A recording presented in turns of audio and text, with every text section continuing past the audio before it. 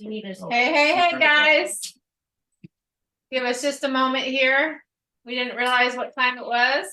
We're all getting finished and getting settled here. Let me change the room. There we go. Hi, guys. Come on in. Let's Uchi them all in. Okay, hey guys. Hi, Kent.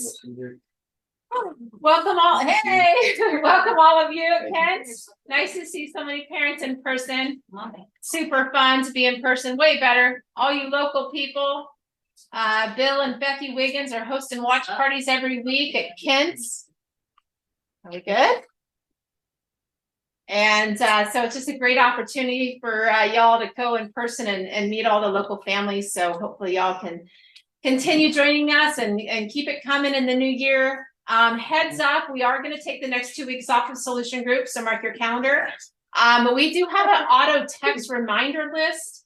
If you don't get a reminder on Mondays from a weird number, if you don't get that text reminder every week, then you are not on that reminder list. So make sure you reach out to me so we can get you on that, because that will keep you posted every week on all the, all the reminders of what's happening. So make sure you're on that list. You just sign up on our website. If you go to battlefieldaddictioned.com and you scroll all the way down to the bottom, you're going to see an option to sign up for our mailing list, and you put your email address in there, and that signs you up for our newsletters, which go out, I don't know, like maybe 4 times a year. And then on the right-hand side is a text reminder list, and that's where you put your phone number to be on that text reminder list. So it comes not from my number, from another number. It is from me, but it's a service or whatever. So I don't get replies to that one either. So just so you know that, it's just a reminder thing that we send out reminders every Monday. So make sure you're on that. If you don't know anything that I just said or know how to find that, just reach out to me and I'll get you connected. So no worries there. Couple just little heads up in the new year, making sure that you have it marked now on your calendar. Coming up, can I see the dates again here? Nico's got them for me because I'm drawing a blank. Yes, okay, Saturday, May 11th, 2024. That's our 5th annual walk run for recovery. Just want to make sure that you have it saved on your calendar. All the details to come in the new year, but just make sure that's marked. And then, of course, our auction next year is going to be on Saturday, November 9th. So just make sure your date's saved, that's marked off, no vacations during that time. Those are our big events of the year, so we want you all there. So mark it now and stay tuned for more details in the new year. So, and Mom's Group tomorrow, join us, all you ladies. It was so fun last week. We got to get together in person, really super fun to see so many ladies. We had a really great time for all you local people. But every week we get together via Zoom, so it's open to all you ladies, no matter where you're from. On Zoom, we take 1 hour every Wednesday morning to have our coffee together and get to know each other a little bit more, talk about the topic from the night before and all that. So if you need the Zoom link for tomorrow, reach out and I'll give it to you. Hope y'all can join us. So Becky, what do you got? Before I pass it over to some comedy. That's one of our fundraisers. And we're at the end of the year, so I'd like to remind people that we really do want to not have to constantly ask people to help us fundraise to keep the doors open. And so a great way to do that is to nominate Battlefield for a grant through your business or other organizations. Like, for instance, I'm finishing up one right now that somebody nominated Battlefield for, and it's an Oregon Community Foundation. And someone had just recently nominated us that works for Walmart, and we got a grant from Walmart.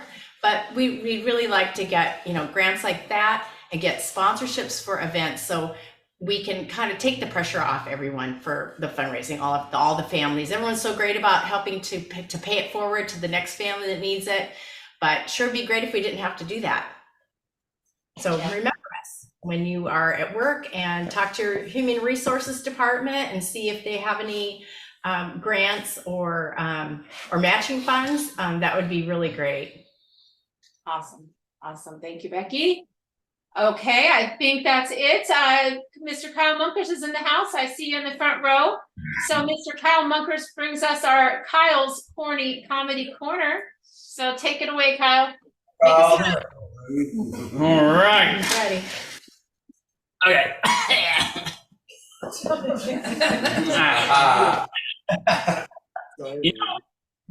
old men, slow old men use walking sticks. Why are you looking at me? Because you're the second. Fast old men, you know what they use? Viagra. I've done too many of those. Oh, sorry. They use hurricanes. Nice. Oh, That's the king that stands up. so, How fat bars do you got? if you look at the screen there in Vegas, on the left you see Bryce in the blue shirt. There was a time that Bryce, straight to my face, said to me, he goes, Kyle, you have a problem with getting in people's personal space. And it hurt, it hurt my feelings, and it ruined our bath.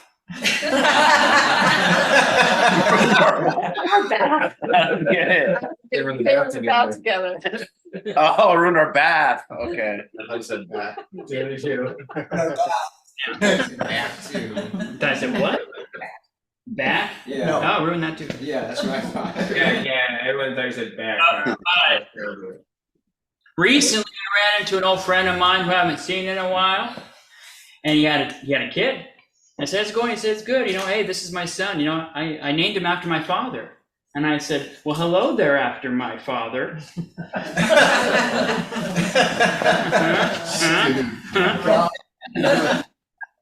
Have you guys heard about? You guys know about that Greek god who was a duck?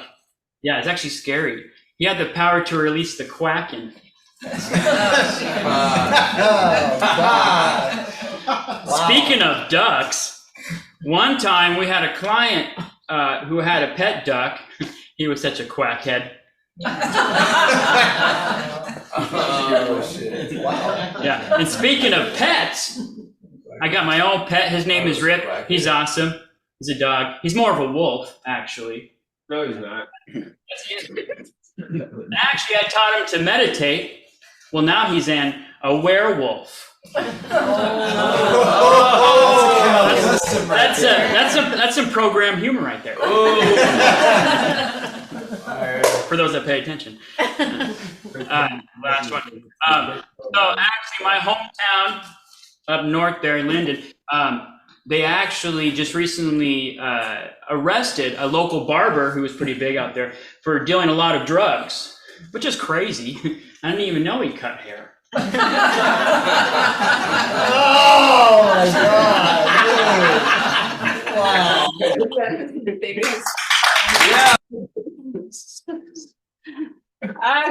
Okay. Thank you, Kyle. So let's do a little pan of the room so everybody can see what's going on here in Vegas. While I switch cameras, so you want to just do a slow pan, and you can only see the corner couch, of course, but this room. Oh, he's going real slow. Yeah, there we go. It's slow. There we go, Brandon, there we go. Okay. Yeah. All right, Jolie and Kat. Okay. All right. We got Andrew. Slow down. We got the birthday boy in the back. We got Justin's birthday boy trying to hide there, and then Kate's completely hiding. Yep. And we got Nick down here too, over here hiding. There we go. So as you can see, we have a full house here in Vegas. So all your loved ones, everybody loves to see their loved ones. So there you go. Wait, show it over there. Wait, there we go. Let's do a good, nice pan of him. Thank you for the cookies. He's in his happy place. Yes. Oh, did you hear that, Winston? Thank you for the cookies. They're all gone. They're all, are they really? There's like 4 left. Oh my goodness. Yeah, they're blowing through those cookies. As you can see, he's in his happy place there on the padded dog beds there. In his happy place. Okay, let's bring it over.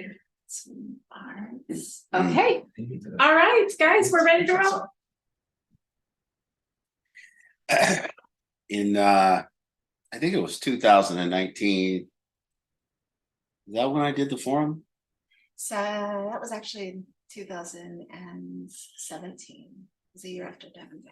2017, I went to a place and it was called the Landmark Forum. And of course, I was referred to it by Angie because she was always turning me on to the thing. She must knew I needed help or something, but she was always turning me on to go to read books. And go to things. And so the Landmark Forum was a thing that I would go to, and you arrive there, and it's a Thursday, and maybe a Thursday, and you figure out that you're going to be there from 8 a.m. until 10 p.m.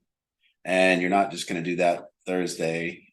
You're going to do that Friday, Saturday, Sunday, and also Thursday. So you were going to do the next 4 days of 14 hours a day in a room. And I remember one of the first things that they begin to say, and I don't know if it was the beginning course or the advanced course that we took later on, but they have a phrase and they lead into it, and it says that as you're here, the work that you're doing, the work that you're going to be working on is to learn how to get authentic with your inauthenticity. And what that means is they're going to show you how to get real about your fakeness. So there's a reason for that, about this thing about getting real, about how fake you are. And I know people are maybe tired of me hearing it or anything, but what happened was, after they told me that we were going to be working on authenticity, I went to the first break and I called Angie and I said, I don't belong here. I said, they're talking to me about being authentic. I'm the most authentic person that there is. I always tell the truth, and I always am authentic, and I have no business even being in this predicament. I don't know why I'm here. This is a waste of my time. And as I went back in, and this is the way it always works, and you go back in, and then I was very convinced that although I didn't need to be there, there was a lot of people in my life that needed it. And I would endure this in order for me to teach them when I get out. So I just need to sit here for this 36 hours or 42 hours, not for me, but for them. And if I can learn what they're saying here, I can get out of here and I can teach people in my program exactly how fake they are. And so it was very exciting, because now I can sit in this thing. And I also believe that people come on here because they believe someone else needs it. I believe people are tuning in tonight because they believe someone else needs this, and they would like to get this information so they can help somebody else. And possibly not on here because maybe I have a problem and maybe I need to look into it, but just, I need to get on here to support. I always say that this becomes very interesting to people because it entices people with some truth. And then maybe somewhere along the line, someone's going to get the idea that maybe, just like I did in that forum, that maybe I wasn't the most authentic person, that they knew a little bit more about me than me. And I want to tell you guys about what's been going on here in the last 2 weeks, or maybe 3 weeks in this program, and let everyone know on here how proud I am of the people that are here enduring it. Because I've been not to, always when you're helping people, and maybe you guys would all understand this, that I believe personally that in order to help a human being, there is only really one way, and that is to show them themselves, to show them the problem. And in order to help someone, you must show them not just themselves, but actually show them the bullshit that they are. And I don't think people are full of shit because they're sinister. And I don't think people are fake because they're sinister. I think people are fake because that's the way we have to protect ourselves. I think that there is a way that we just have to be to try to survive. And we're worried if we're not that way that we won't survive. And that adds us that puts a level on us of survival and protection. And I think it's never, when I tell people that they're liars, I don't tell people that they're a liar because they're a bad person. I tell you you're a liar because you're scared.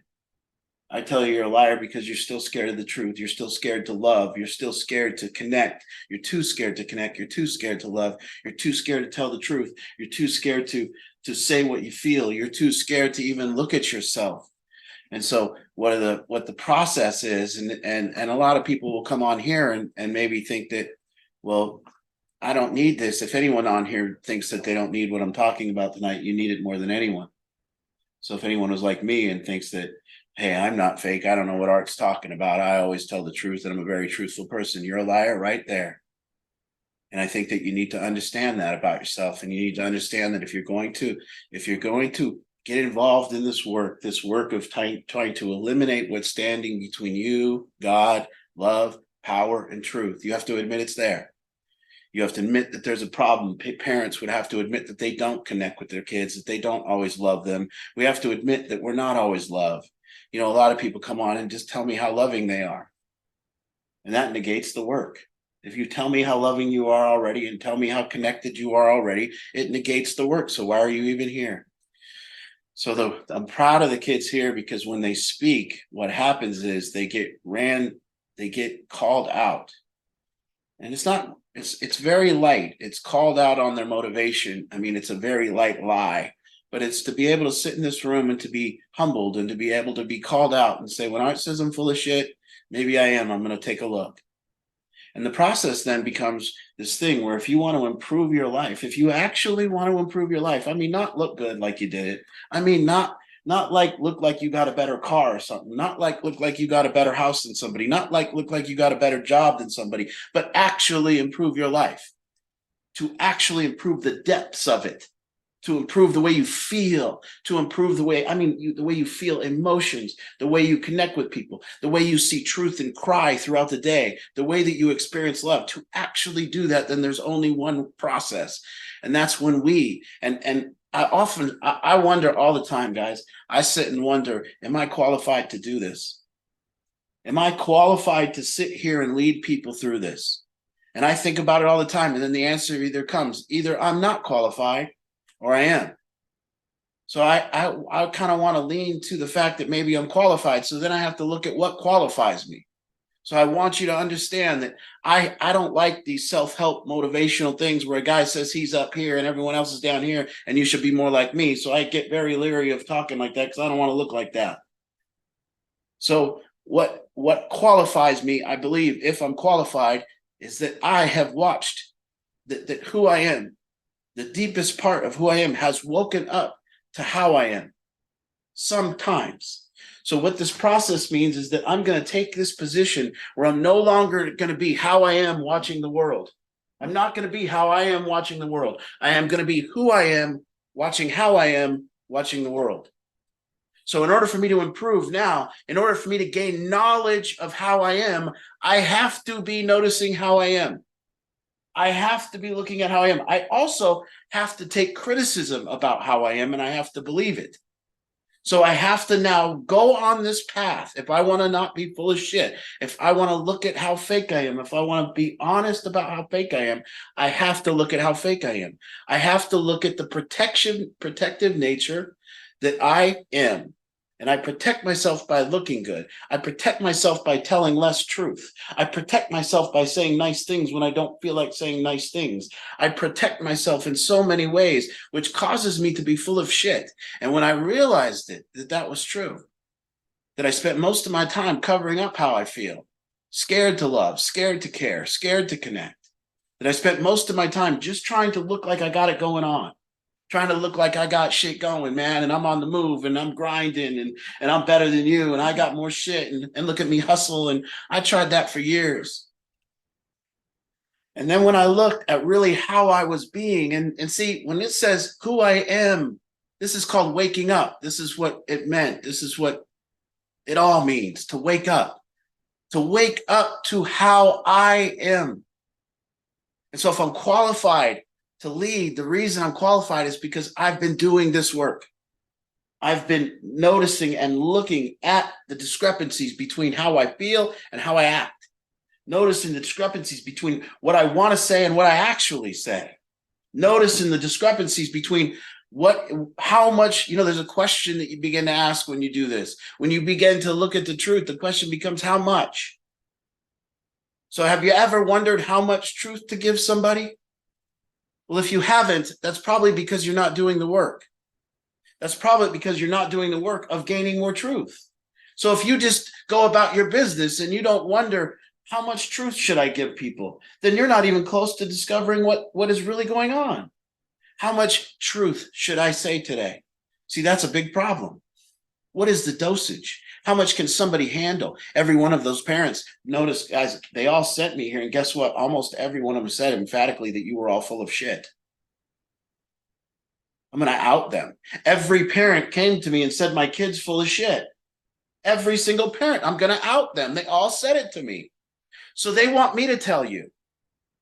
They say, Art, my kid's full of shit. Tell them. But they don't want to tell you because they haven't maybe looked at themselves to look at how hard it is to tell that truth and to admit, hey, this is difficult to tell the truth to people. And in order for me to tell truth to people, I've got to get in a position where who I am watches how I am so I can cushion the blow, so I can be a person that's capable of it. I have to look at the front that I'm putting up when I'm with my own kid. I have to look at the disconnect that's happened between our families. And if I'm qualified to lead through this process, then we have to say that there's a disconnect. And if there's a disconnect, we have to say that there's a problem. And if then you just concede to, oh no, it's not me, it's my kid, well, that's insane. So if you then have to concede, okay, well, maybe the disconnect has something to do with also my inauthenticities, my inability to say truth, my inability to give it to people straight, my inability to not say, and maybe every time you say truth, you piss people off. Well, then maybe that's not truth. Maybe that's just you saying how you feel. So there's a difference. So I often when I sit and I wonder, okay, why am I ahead of people in this game so that I can then lead people through this process? And I believe that's true. I believe that the one part of life that I'm ahead of people, and not everyone, but a lot of people, is that who I am watches how I am most of the time. And I have to make decisions on how to be. So if you're not finding yourself in positions where you're making decisions on how to be, then you're not even watching who you are. You're just being who you are. And see, we all know people that are just how they are. Just how they are. And you know what's going to piss them off, and you know what they're going to say. And I call them and I haven't talked to them for 10 years and I go, yep, there they are. That's how they are. Same way. That's how they are. But who they are never watches how they are. So you tell them how they are and they go, no, I'm not. And you go, no, that's how you are. And they go, no, don't say that. That's how you are. And they argue about how they are. Now you know you're dealing with somebody who's really involved in a cover-up. When you can't tell them how they are and they won't look at it. See, because that's what we have to be doing. If you want to establish a connection, we have to look at how we're all being. And we have to each take responsibility for these adjustments. So to take responsibility for a relationship simply means that if I take responsibility for my relationships with my family, with my coworkers, with my friends, if I take responsibility for a relationship, what that means is I am responsible for adjusting how I am. That's what it means. It means that every time there's a problem in the relationship, I have to adjust how I am. Now that's big. Because most people think if there's a problem in the relationship, then they have to adjust how they are. And they get real righteous about that. And see, that's where you're full of shit. And you don't even look at yourself because you're not even in the ball game of truth. So after a year of this year's solution groups and going through all this and having a group of kids here that allow me, not always gently, but to allow me to tell them that they're so full of shit, that the way they talk is all about the way they look, that they're not telling me any truth really about what they're going through, that they're not telling me any truth about what's actually the condition of their life. They're not telling me any truth about the fact that they haven't loved in years. They're not telling me any truth about the fact that they feel disconnected, but rather they're saying other things to try to impress. And then I smash them and they get mad and then they run outside. Or I tell them that they're being a victim. I tell them that they're blaming somebody else for their relationship. And then they get mad and they run outside. But then they come back and they stay. And they look at themselves. And that's the work. To be able to sit and look at, to have who you are, look at how you are.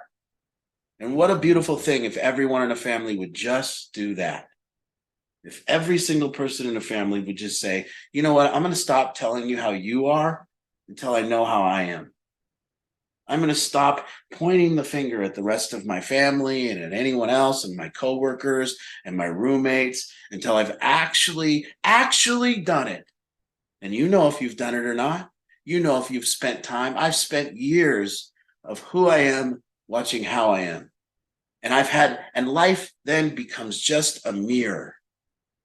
And you know what? You can tell when you're when how you are is good, because there'll be no friction. And you can tell when how you are is bad, because there'll be friction. So if in your life now there might not be, you might not even be there, and that's why there's no friction. So you might be being too nice. But for the most part, when you try to get things done in the world and you're getting them done without friction, that's because who you are is watching how you are, and you're actually getting things done. And you get things done because that's what a good relationship is. It gets things done. So if you say you have a good relationship with your loved one, go ahead and test it. Try to get something done. Try to make an impact on them. Try to improve them. If you think you have a good relationship with your coworkers, go improve the team.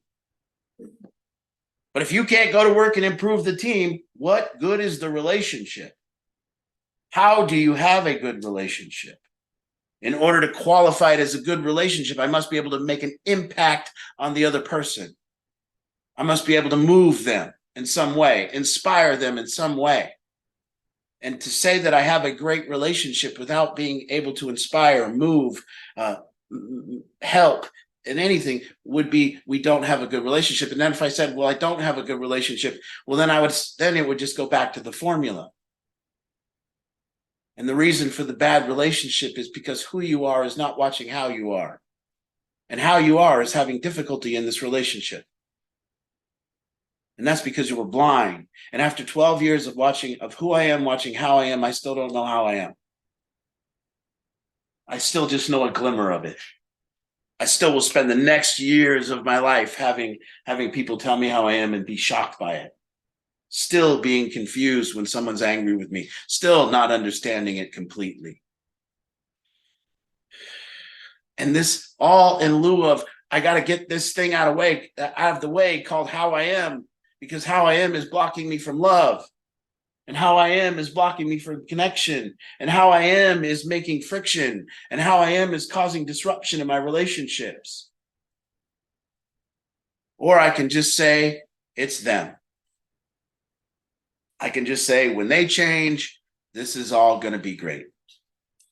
I can say when my coworkers change, or my boss changes, and so a lot of the times I end up feeling like the bad guy.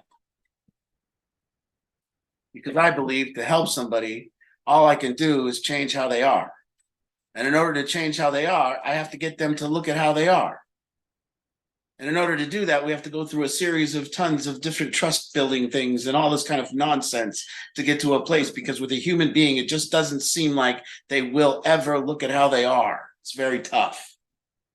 Some of you know your parents. Go try to tell them how they are. I'm talking about grown adults on here that have older parents. Go tell your parents how they are and see how they listen.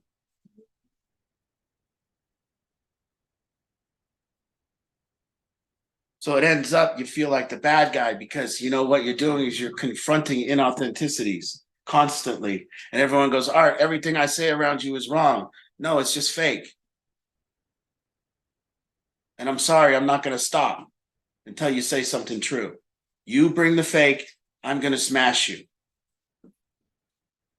And I will challenge you, and I will say, if anyone was willing to open their mouth on here and say something, if you came on here and say something, I 100% know that almost with certainty that if somebody steps up to the mic now to speak, they're going to say something fake. Now, I'm sorry that's true, but you're going to say something to protect yourself. You're going to say something that has went through the filter of trying to make it sound good so it's palatable for people, so you don't look bad. And that's going to be what your concern is before you speak. Please don't look bad. Please don't look bad. Please don't look bad. Please don't look bad. And then it comes out. Because we're very concerned and we're very afraid and we're too scared to love and we're too scared to connect and we're too scared to talk and we're too scared to tell truth and we're too scared to admit how we feel and we're too scared to tell people about them, how they are. And so we don't tell people about how they are. We talk about them behind their back about how they are. That's what we do, because it's too hard to go to a human being and tell them how they are, because they don't want to look at how they are. So they defend how they are, and then I defend how I am, and we don't get any better. And if I'm qualified to do this, once again, what I will tell you that this is a war. This is a war of inauthentic behavior that gets us in a condition in our relationships with our family and our loved ones that we don't even know each other anymore.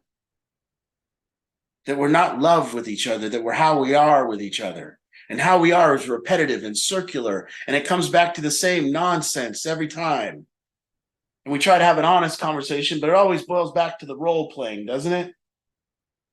Well, let me play like I'm a parent right now, and you play like your kid. What are you doing with your life? But yeah, I understand. What are you doing with your life right now? How's it going? Are you fixed?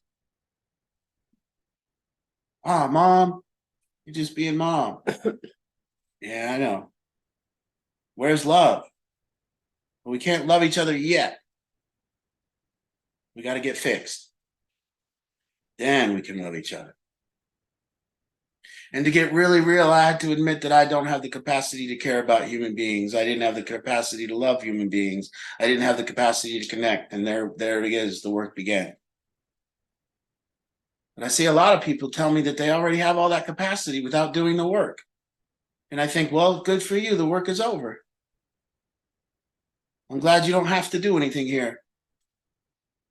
But if you could admit to yourself just slightly that maybe you could be better at connecting with people, that maybe you're better at loving people, that maybe you could be better at being honest with people, that maybe you could be better at telling the truth, well, then the work would start. And if you wanted to get better at telling the truth and being more loving and connecting and caring, well, then you would have to get better at telling the truth. And then you'd stop admitting that it doesn't matter. Or you'd stop denying that it matters.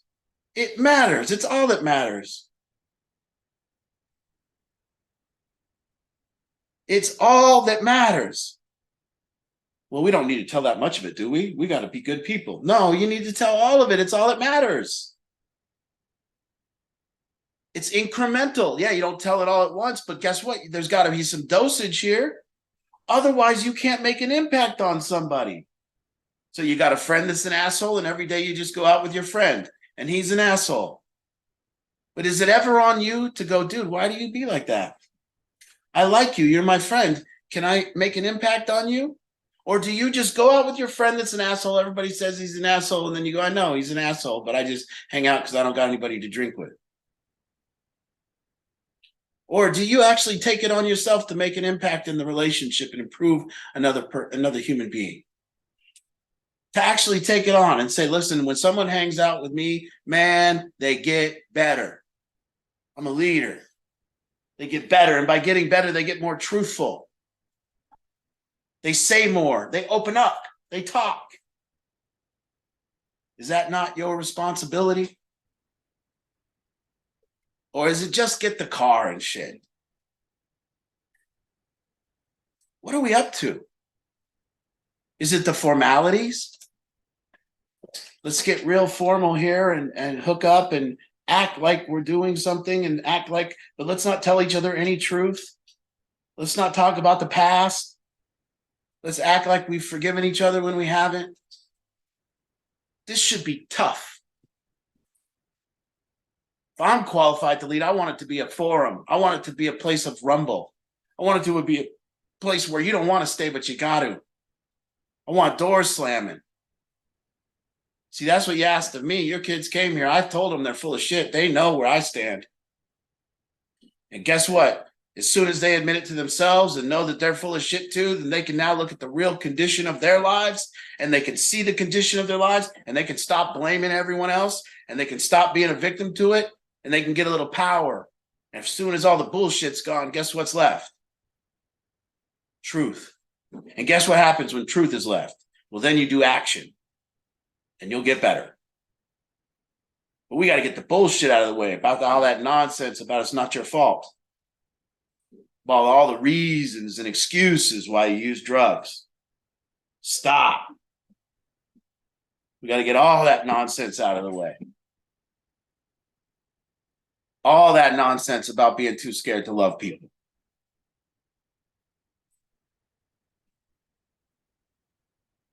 But to get people to stop protecting themselves with their phones and with looking good. It's a rumble.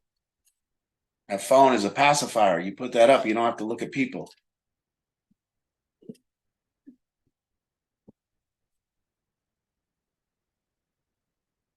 I don't want to be in a place where I have to be the bad guy. I just got to yell louder to try to tell people I know what it is. I know you're full of shit. I don't need to. I've already looked at how I'm full of shit. I've already seen it and I'm still full of shit. And I know you are. And if you just talk, I'll show you. But then you'll be offended. See, like I was, God forbid somebody told me I was fake. It was highly offensive. I was like this. They telling me I'm fake. The nerve. While I'm being fake. See, I wouldn't have got upset if I knew at this day and age, if I walked in there and they told me I was inauthentic as a human being. Right now, if you told me that, I'd go, damn right. Damn right I am. How else you got to be? You got to put on a mask and fake it all the fucking time. It wouldn't get me upset. So if I tell you you're fake and you get upset, that's because it's true. And you know it and you're scared of it. And I remember, I ain't telling people they're fake because it's sinister. I ain't telling you you're fake and full of shit because it's sinister and you're bad. I'm telling you you're fake and full of shit because you don't want to tell people the truth. Because if you told them the truth, would they still love you? If you told them the truth and said how'd you really feel, would they still be there? If you spoke your mind, will people like you? Or do you have to filter it so people like you when you talk? You have to change what you say. You have to put on a front. So I see the cover up all day, every day. It's just a big cover up. Everybody going to work, covering it up. That's what's going on. I'm okay, you're okay. How's it going, Bob? Great, it's going great. How's your kids, Bob? I love my kids. Have you seen your kids? Not lately. This is tough stuff. So at the end of the forum, it had been a 48-hour session or whatever it had been. It was a Saturday night. I'd been there now 42 hours. It was 10 o'clock at night, and they have a way about them. A way about it at the end where they show you yourself and they show you your bullshit and they hand it to you. And I got in the car and I began to weep, and you just begin to cringe. And I'm not saying that because I want to tell you I'm further along than you. I'm telling you that because it's just true. It's just true. So I sat in that car and I cried and I said, why is it always me? Why every time I keep looking at this problem and every time I keep looking at what's happened in my life, why does it always boil down to how full of shit I am? Why does it always boil down to I must adjust? Why the fuck can't someone else have to adjust? Why just can't it be true in life? Why can't I just yell out what adjustments other people need to be made and what life needs to, how it needs to adjust and have it goddamn adjust? But it doesn't. You sit there and you know. This thing don't get any better until you find the formula. And that formula is simple. Who I am watches how I am. And that's final. And it ain't going to go nowhere else. And how you are is stopping love. How you are is protective. How you are is blocking you. How you are is too scared to connect. How you are is blaming. How you are, and that's not how each individual is, that's how we are. It's how humans are. That's because we've been given a self, and our self is how we are, and our self is protecting us from the world. And we're too scared to love people because God forbid.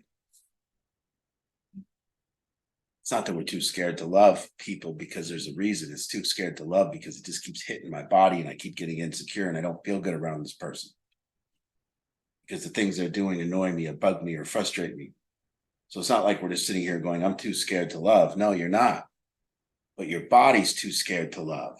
It keeps getting hit and your heart rate keeps getting elevated and you keep being annoyed. And that's because your body is too scared and insecure to be safe enough around the person to feel love.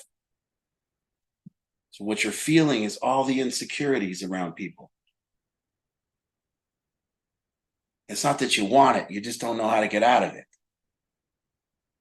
So when you walk into an elevator and your heart rate races because there's a man in the suit or people and you're so concerned with the awkward silence.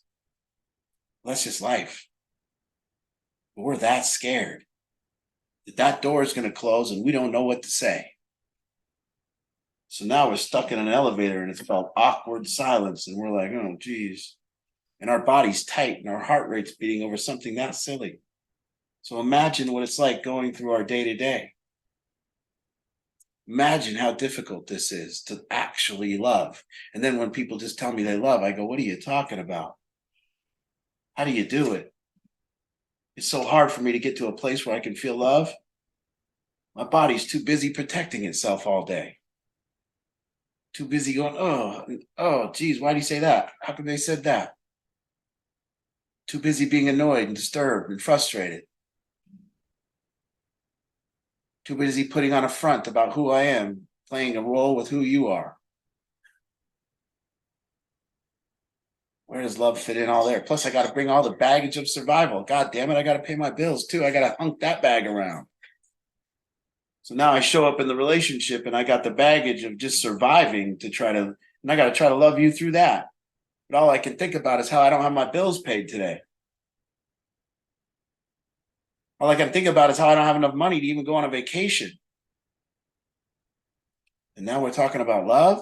I don't think so. But we say it at the end of the day. Oh, by the way, I love you. Wow. When did that happen? Not today. Today we worried about survival and we protected ourselves and we put on a show and we said nice things to this person and nice things to this person. We got along and we got by. And then we try to do that all across the way where we tried to pay our bills. It does. There is good news, guys. If you do become millionaires, somebody like Jim Carrey, notice how loving he is now. When you have millions and millions and millions of dollars, there's a lot more time for love. Trust me. Yeah. Trust me.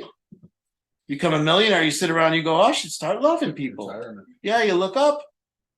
But when you're worried about that Comcast bill, try to love some other humans. When you're about how you're going to get your car from the mechanic shop and pay your bills, you try to love people. You're worrying about what shoes you got to wear to the thing because you don't got a new pair of nice shoes.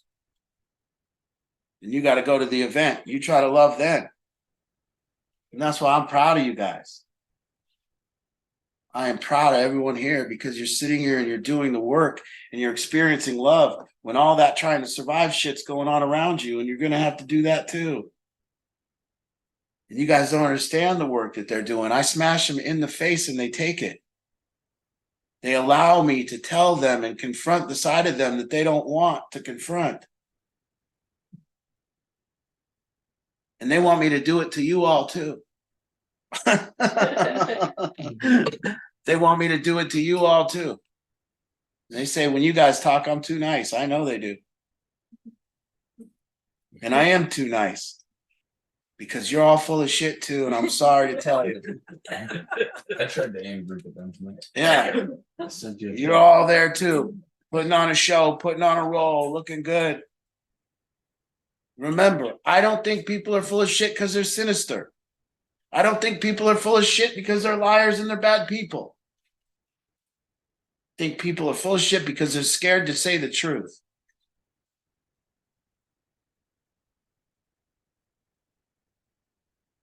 And at some point, these families in this room and on here got scared to tell the truth to each other. That happened. And when you got scared to tell the truth, you lost your ability to make an impact on the relationship. And that's what happened. The truth became elusive.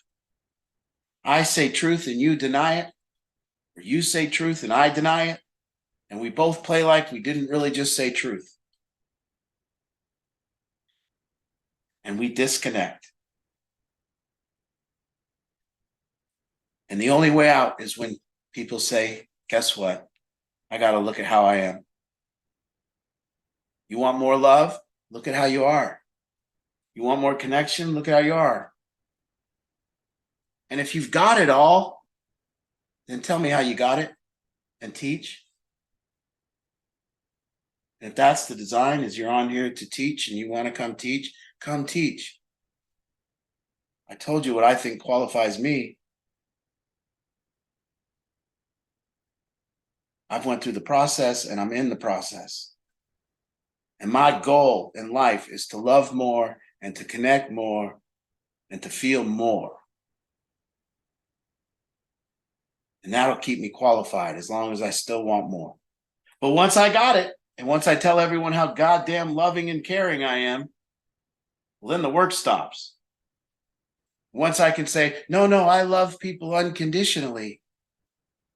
Well, how did you do that? You never feel anything else? No, it's like an underlying, it's like you wouldn't know I love everyone unconditionally. I just always do. Even when I'm yelling at people, that's love. No, to love unconditionally would be awesome. It would mean that you are always experiencing love in the midst of terrible behavior, in the midst of everything, you experience love.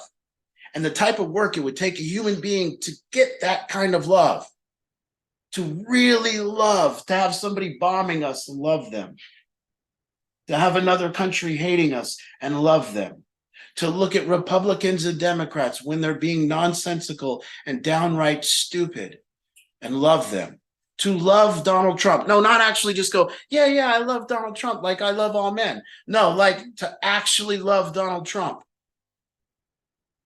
Could you do that?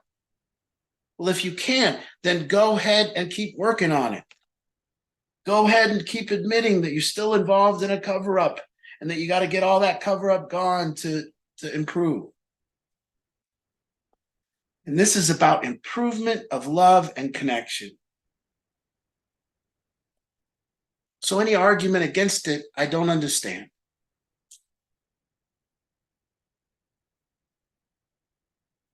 But there will be an argument against it. No, I already got it. Don't need it. Don't offer me what you're serving up, sir. I figured it out my way. What way was that? Because I haven't found a way.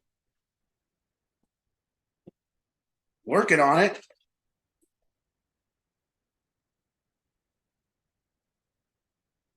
Gotta love me. You see, you can't. See, sometimes you can't love me because sometimes you're judging what I'm saying. And you love me when I say things that make you happy, and you don't, and you feel bad when I say things that don't make you happy. That's not love. That's judgment. Now try to get rid of the judgment. See if you can do that. Good luck.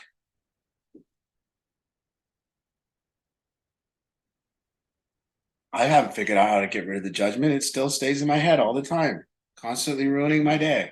Yeah, that's a tough one. It That's a tough one. judges food, it judges the weather, it judges the temperature inside the Really? house, it judges my sleeping conditions, it judges everything all day. That's really relieving. It's going to slow down. So we very delicately can try to open this up. And if you guys could come down and get a taste of what your kids are going through, though. I mean, really, somebody could call it downright abuse at some point. They get to take it, they get to speak and then have their lips chopped off. Yeah.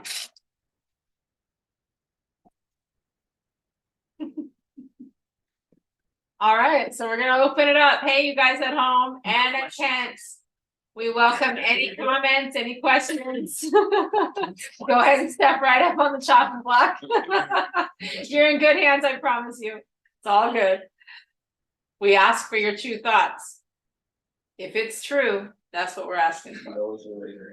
You can use the raise your hand feature on your device, or you can unmute yourself, get my attention in any way. We'll wait. And for any of you who popped on late, we are taking the next 2 weeks off of Solution Group, so heads up for the holidays. We'll resume in the new year. Gonna give a little break. So at least Tuesday nights. See, we're here to confront something. And it's either gonna be true that what we're here is to confront what's standing in the way between us and total love for our loved ones is either drugs.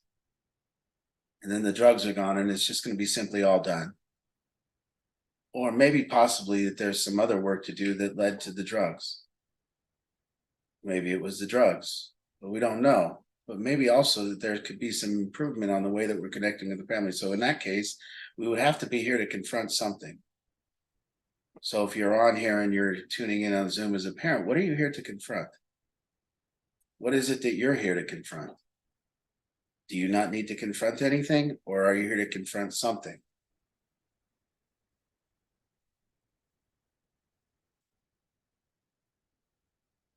What are you thinking, Tyler? Me? Mhm. Nothing. That was the truth. I really wasn't thinking about anything.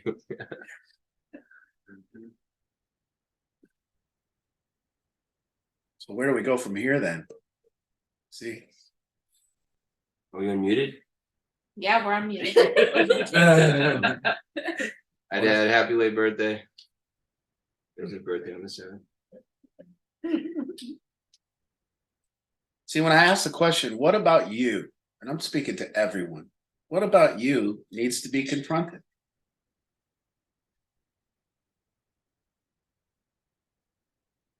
And then we're left. So I'll ask the question, and anyone can raise their hand.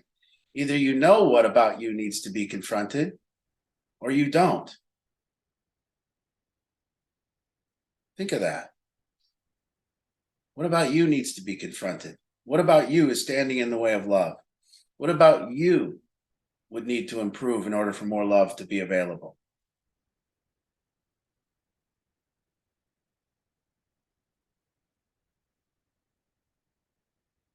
And either you don't know or you do know.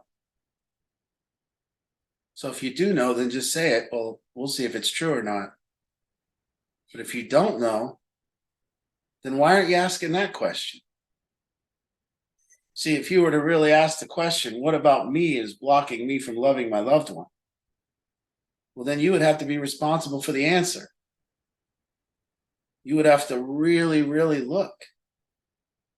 And then you'd either know the answer or you don't know the answer. So which one is it? But at least you ask the question. And until we do that, there is no progress.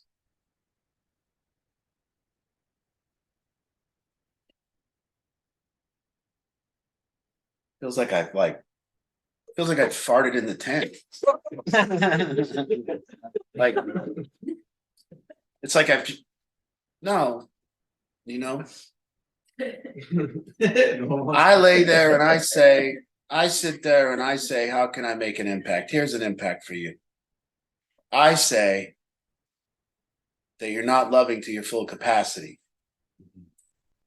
I say that you're not connecting to your full capacity. I say that what's in the way of that is how you are. How you are when you're angry, how you are when you're righteous, how you are when you're upset, how you are when you're worried, how you are when you're all those conditions.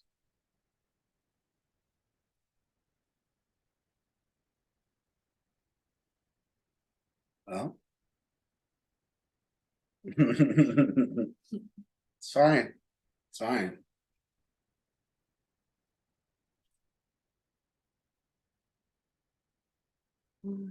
That's how you silence a crowd. Yeah. See, maybe there's just a little bit inside of you that knows that if you talk right now, that it could be something.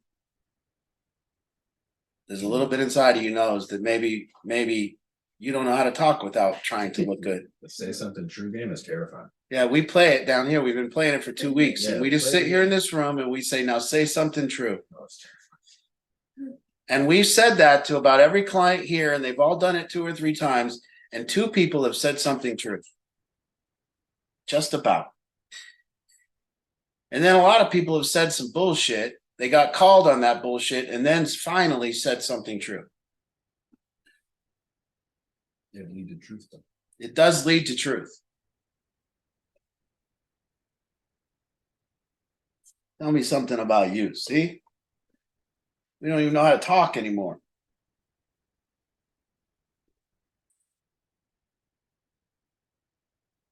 What, babe?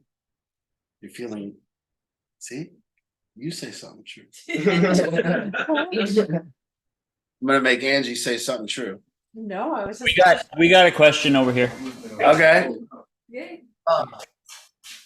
I just wanted to just first say real quick, thanks for this opportunity, Art. It's really been great for me so far, and is getting better because when I first got here, I started, getting back in, I started getting off all the stuff out of my head and my body, having these little aches and pains. And well, for instance, like all the things that I'm doing around the house at first were for me, they were kind of difficult, but I knew something, I don't know if it was myself or me adjusting myself as I went, but I knew I had to keep doing it because I don't have anywhere else. It's not about I don't have anywhere else to go. I don't have anywhere else to go that's actually more productive. So as I'm doing these things, and they were hard at first. So when there was something I had to do that, like folding towels, putting them up in the cupboard, going up and down the stairs, whatever it might have been, I just slowed down a little and just kept doing it. And so like today when Max went up to the store to get some things, I was going to take care of start in on the backyard, and he was going to help me finish it off. Well, by the time he got back, and he wasn't gone that long, the whole thing was done, all the way around the house. And it's only because the more I do these things that instead of going, God, whose can is this? God, who keeps leaving it doesn't matter. Just pick it up and put it where it's supposed to go. Like the dishwasher. So I just got a little trick at night. I just leave the dishwasher open, slide out the door, because I usually empty it, before I go to bed. And that way, when someone comes in there, they're not putting the dish there to be disrespectful. They just have a bad habit. They're not used to. I even forgot sometimes, but it's different now, because I want to work on myself personally. So whatever I walk by and I see something that needs to be done, I just do it. And Okay, so Jeff, stop Yeah. for a second. go ahead. Specifically, what's standing between you and love?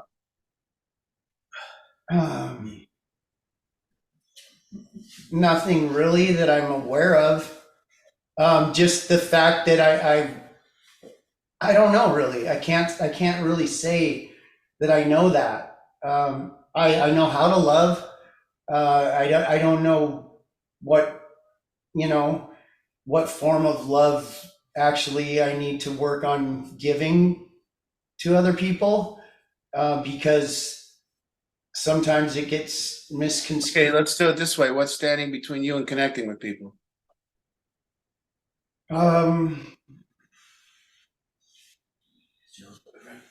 I'm connecting with people more so now than I. No. See, don't tell me the work is done. No, This is what people want to do. Now, listen, what's standing between you and connecting with people? Look, how come you can't tell people the truth, Jeff? Because I don't know. I don't have the answer yet. I Isn't don't. it hard for you to tell people how you feel about them? Yeah, Okay. it's hard to tell people. Well, because it seems like, and I know for a fact that what you're saying is right now, because I know that how it works is if you tell people how you feel about them, that possibly they will adjust and they'll try to Now, understand. listen, we opened this up and then I said say something true, but now it's gonna meet the road. Why do you do that with the dishwasher, Jeff? What, leave it open at night? Yeah. So just to try to remind them to put them in the No, dish- okay, now here, and guys, everyone on here, this is kind of the work that we do. You do it because you're a coward, Jeff. How's that?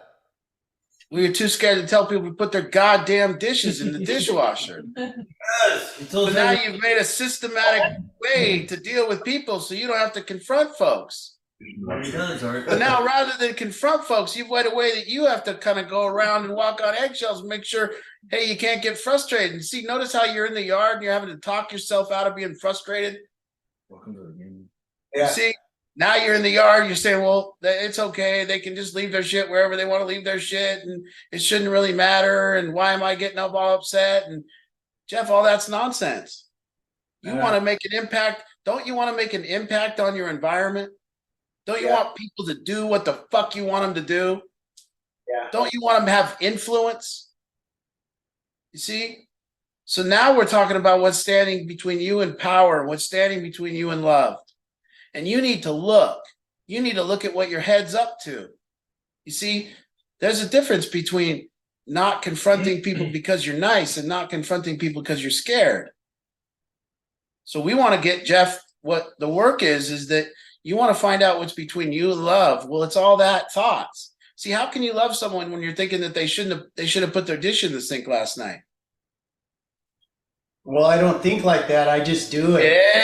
Yeah, you do. Because see, they should have put their dish in the sink, but you didn't want to say you should have put your dish in the dishwasher. So rather, you now devise a plan to not have to say that, and then you open the dishwasher and hope they put it in tomorrow and all that kind of stuff, Jeff.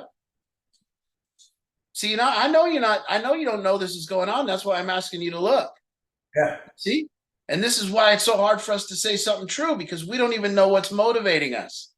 Yeah. And see, what you're trying to do is you're trying to deal with all your resentments by not being resentful. See? And you're trying to say, Jeff, be a nice guy. Don't be resentful. Come on, man.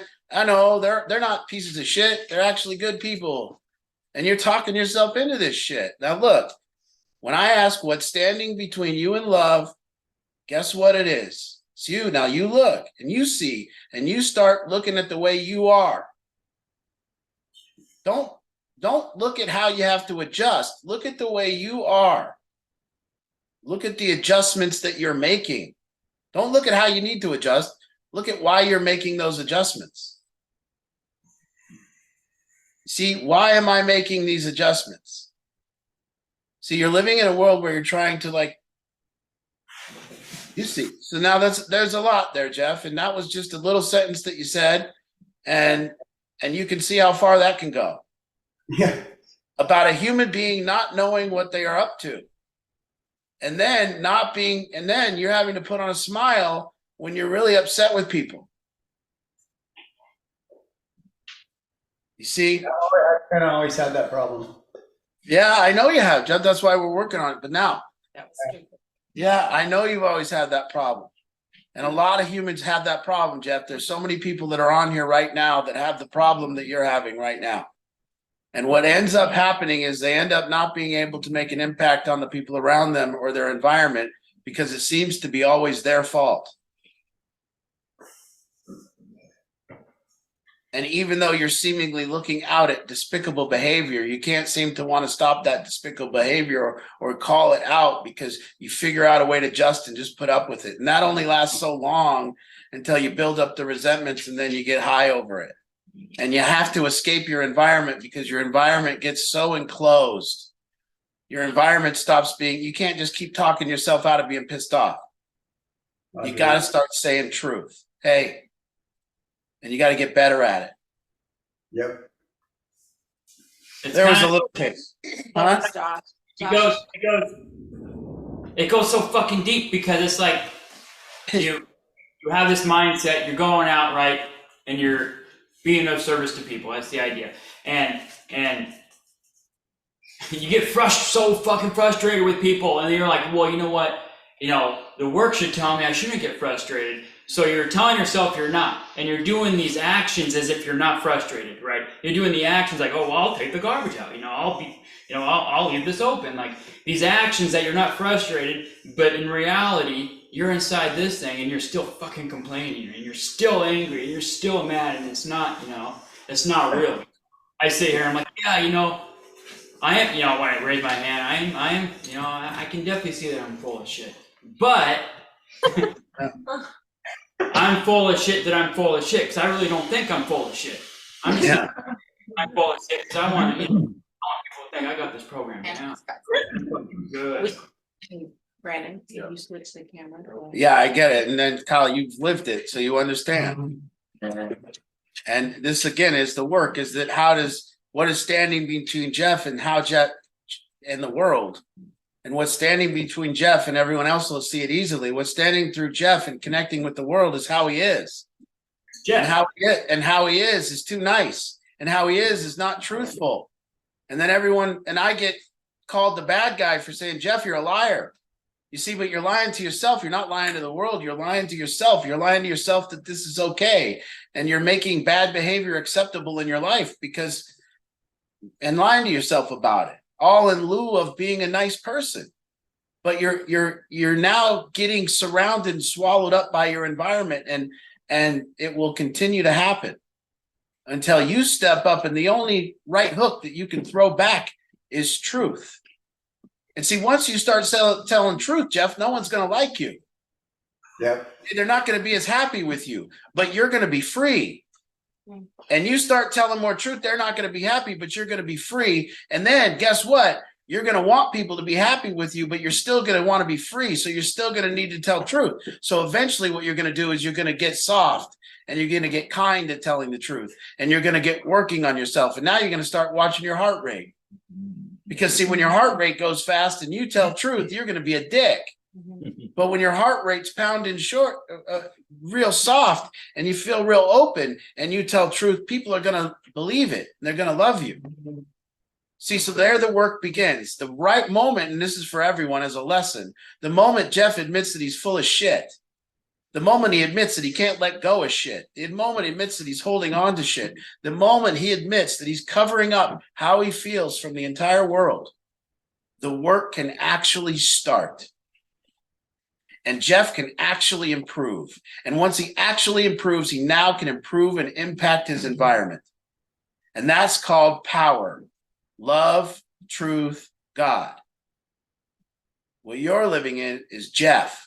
Jeff protecting himself from having to share truth with the world, having to open up, and then taking all the blame on yourself as if it's okay for people to behave that way. You know damn well when Max is there, they don't do that. They kiss his ass.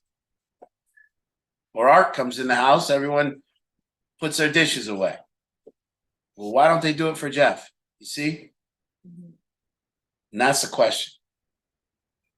You'll get there. Thanks for stepping up, Jeff. No, it's true. Oh, hey, no problem. Well, Yeah. I needed to hear it. It doesn't. All it's going to do is make me look a little deeper. Well, now listen. Either you understand what I'm doing right now, or you don't. Now, if you don't understand, then you don't just sit there tonight and go, "Oh, Art must know, and I don't know what I'm talking about," and all that bullshit. You say you don't understand. See? And if you do understand, then well, that's great. But if you don't understand what I'm saying, then you need to say that. No, I do. Actually, I do understand what you're saying. Okay. That's my problem at the big. So then what's the worst part? What is it like in there when people don't do what you want them to do and you have to live inside the head of Jeff? I make up some excuse like, well, I'll let them live a shitty life, and I'll just work on it. And there's some damn truth. And now you didn't even say it in a way that you were trying to put on when you opened up. Now you just said it in a way that's goddamn true. And that's how you feel inside. And you finally said some truth to the world. And that's what you do. And you go, I'll just let them live their shitty, stupid little life. And that's right. And that's right. Go, Jeff. There you go. True. Yes. I'd like to put the for the clients there in treatment, the strength it takes to sit in the room and confront that and be told that, and with tears streaming, and just come to the realization that it's true, and to just go through that motion of the denial and the acceptance, and just to if you really accept it, it's some of the most growth you'll ever go through. I'm speaking from personal experience. I've been through that a couple times with art, and it's some of the best things I ever went through. So just really embrace that and really look at what's going on around you. Yeah. Thanks, Chris. So with the self being so, I guess, elusive and good at what it does, where do we begin to look to see how we're in our way? Where do you start to look? He said, where do you start to look to see what's in our way? Well, at least we're asking the right. I mean, you don't look to see, it's not, it's easy to notice how you are when you're driving in a car. It's easy to notice how you are when you're making lunch. It's easy to notice how you are at the gym. It's easy to notice how we are when our body feels okay. To start to look at how we really are, to start to really get to know yourself, you got to know yourself at an elevated heart rate. You got to start understanding how you are when things aren't going your way. You got to understand that complaining, whiny, monstrous side of yourself. See, for Jeff to know how he is, he has to know what his head was doing. And when he hears his head go, they'll just live their shitty little life. He gets to discover what a real monster he is. I mean, really. And until a human being discovers what a real monster they are, I don't think they've done the work. Until you've actually looked at yourself and cringed at the very sight of yourself, at how you are, then you're not involved in the work yet, because you're going to cringe 100 times. Mm-hmm. Until you actually look and see what you're up to, really look. What am I up to right now? What am I avoiding? How am I stuck in here with this head that's trying to protect me? See? So you start to look, you don't look in the good times. That's easy. You look at yourself when it's too painful. See, the trick is when your heart rate's elevated, you can't look at how you are because you're too busy looking at how everyone else is. And that's the key to growth, is when you're actually inside here and your head is telling you how everyone else is, you now pull back and look at how you are. And if you can fight that pain and do that, you see, if Jeff could admit to himself that he's not free, if he could say, my head is just going on, this whole thing about letting go, once we've grabbed on, we don't let go. We do not. Once you've grabbed onto a resentment, you do not let go. So in order to get rid of it, you have to speak to the person. You have to speak your truth. That's how you get rid of a resentment.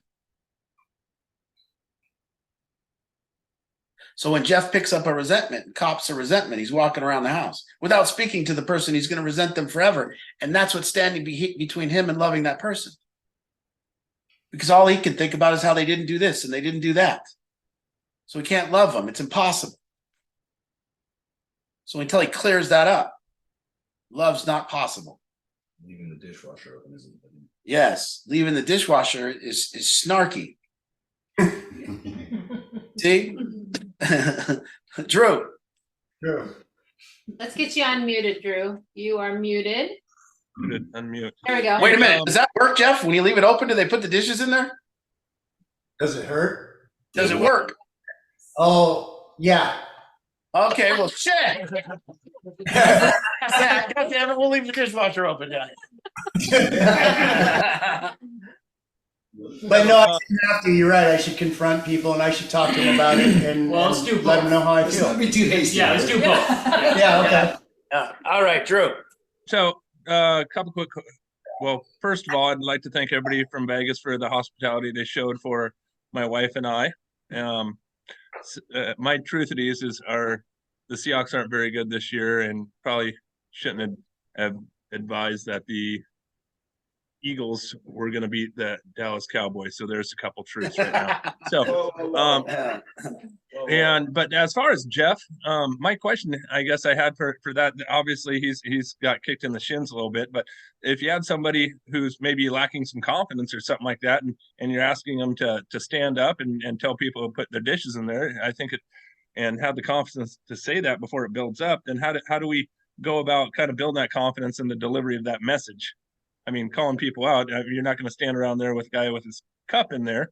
And so are you just going to go around and say, who's a Mo Frogger who didn't put their cup in the dishwasher? Well, That makes sense as far well, as yeah, it does, but let's start with the purpose. Yeah. So let's start with why it's necessary for Jeff to tell people to put their dishes away. right. So why is it necessary? Everybody should pick up after themselves. No. It's necessary because the problem is that Jeff would, if he had a number one priority, that a free mind and an open heart is his priority, well, then he would have to be responsible for when his mind isn't free. So we're not talking about the results, because he may tell people to put their dishes in the sink and that may not have any type of impact whatsoever. They might, or in the dishwasher, and they may not do that. So now he might cop a bigger resentment, and now he might be more angry. So the thing about Jeff telling, these are just an example.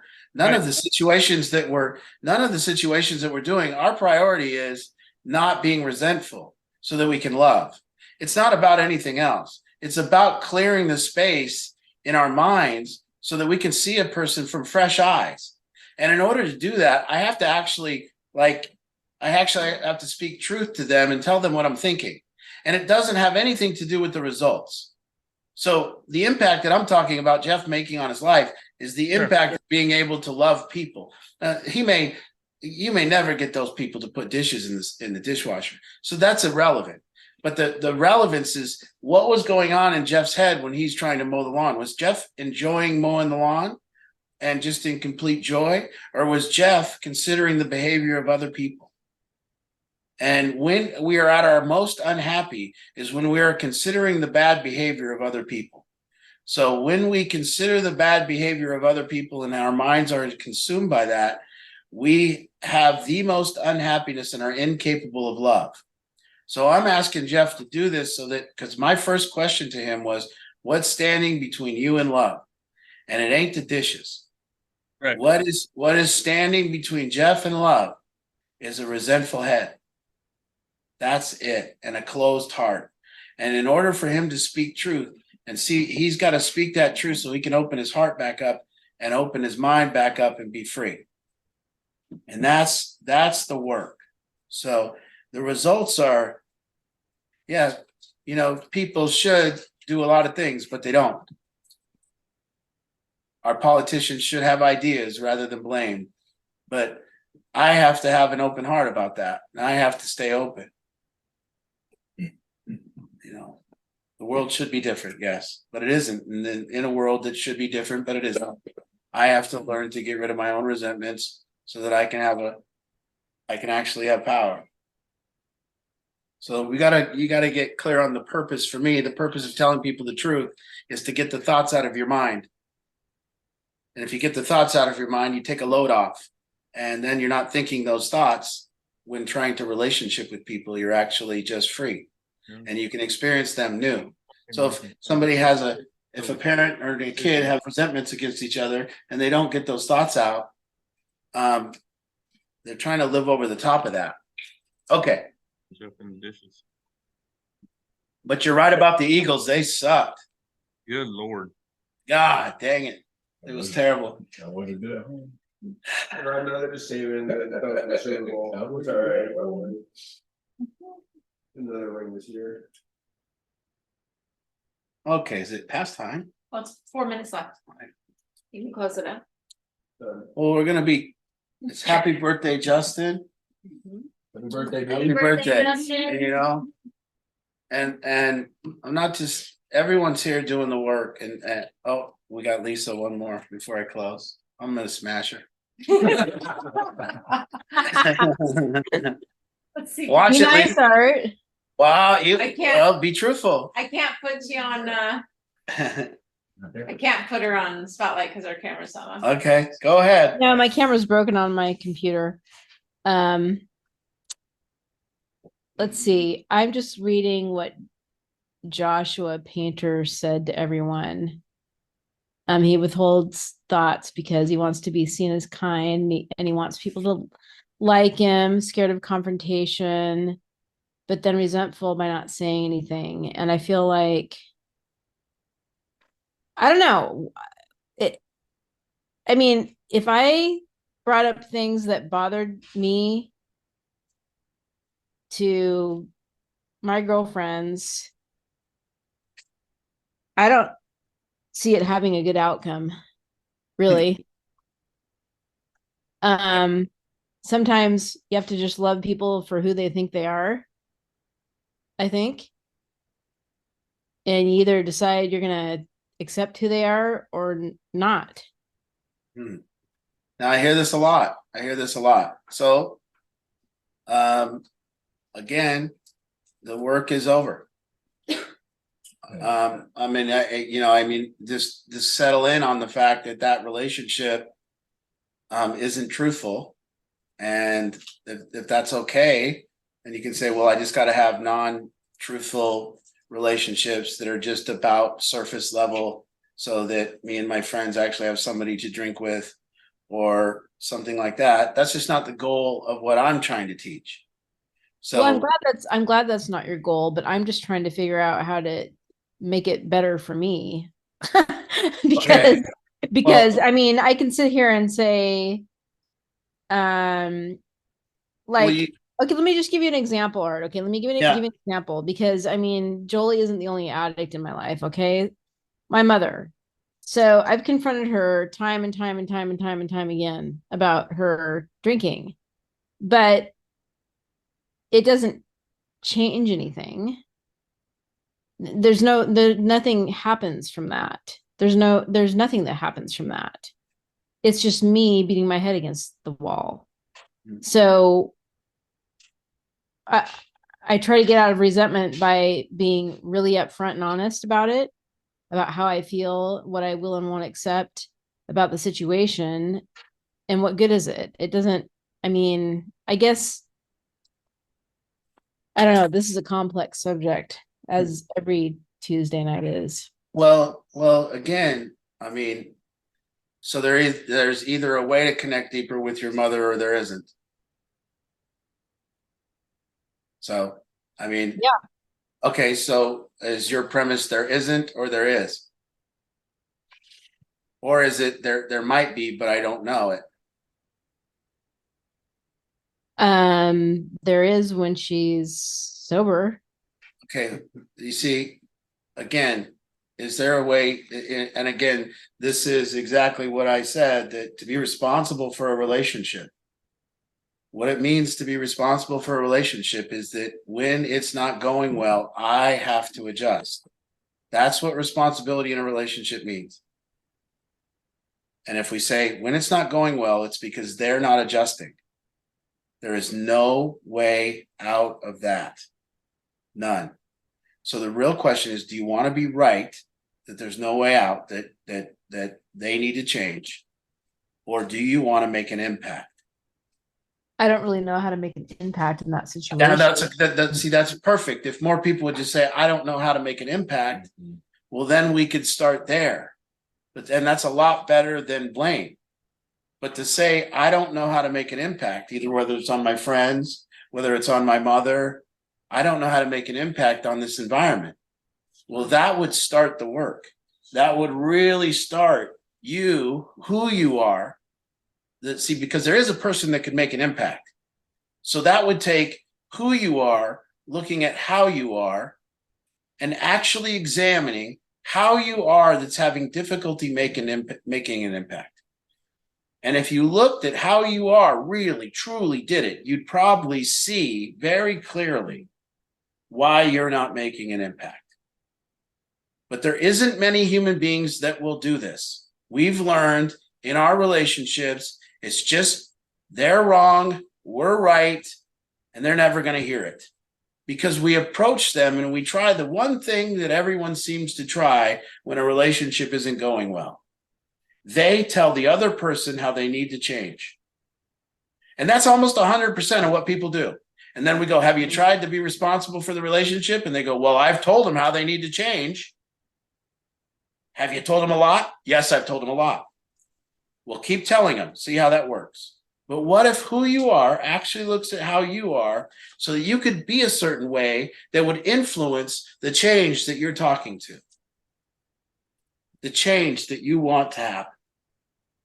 Well, see, that would actually be growth. You would have to grow. Whether the relationship got better or not, you would grow. Because you would look at and you would learn about yourself.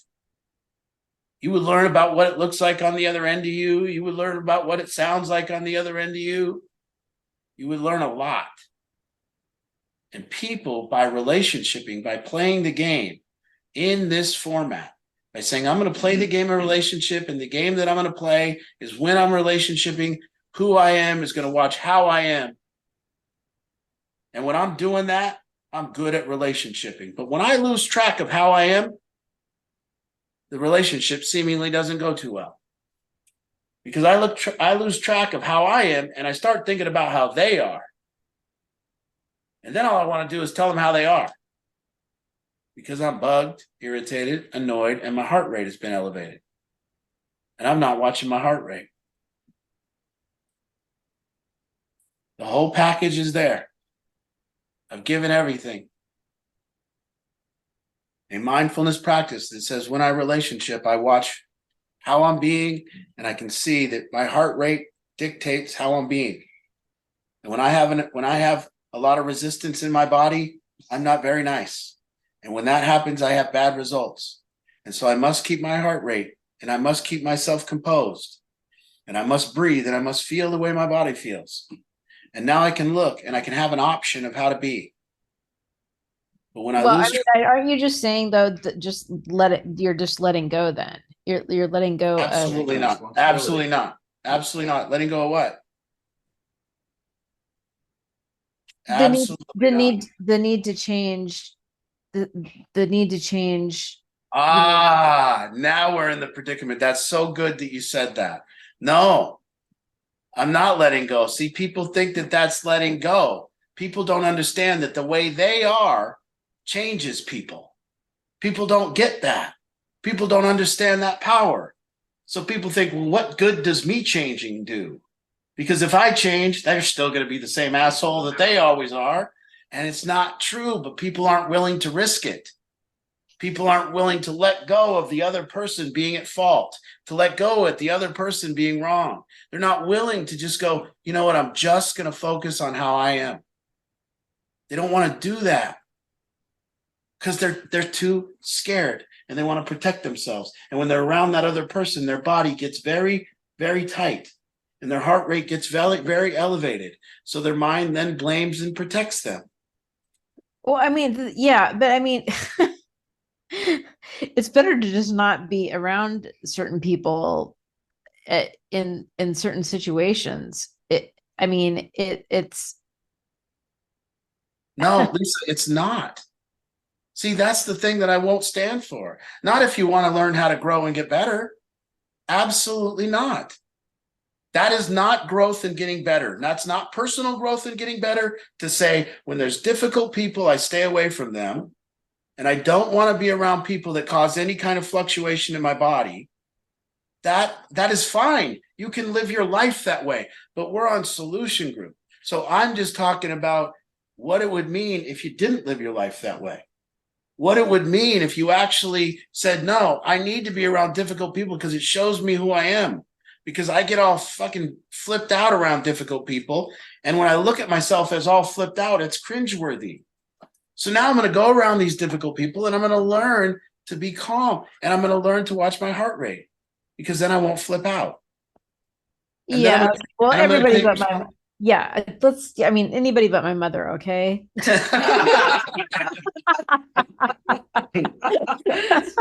Yeah, very good, very good. I We're can't gonna handle get really. anybody else but my mother. All right. Well, there's almost every spiritual guru that says if you think you've improved spiritually, go around your mother. Yeah. If you think you've improved spiritually, go around your parents. That'll be the test. And that's always the test. All right. Well, we're going to get down to business this coming up year. I can't wait to get down to the work. I'm going to keep doing nights like this. And, you know, there's really nowhere to go from here. There's just simply right here. You know, there's all of us getting in the process of who we are, watching how we are, and learning how to relationship. And that's what we're doing here. So Happy New Year, Merry Christmas, Happy Holidays. And we'll see you in the new We'll year see for you. Solution Group. In the meantime, give us a call if you need us. We're still here. Good night, everybody. Good night, good night.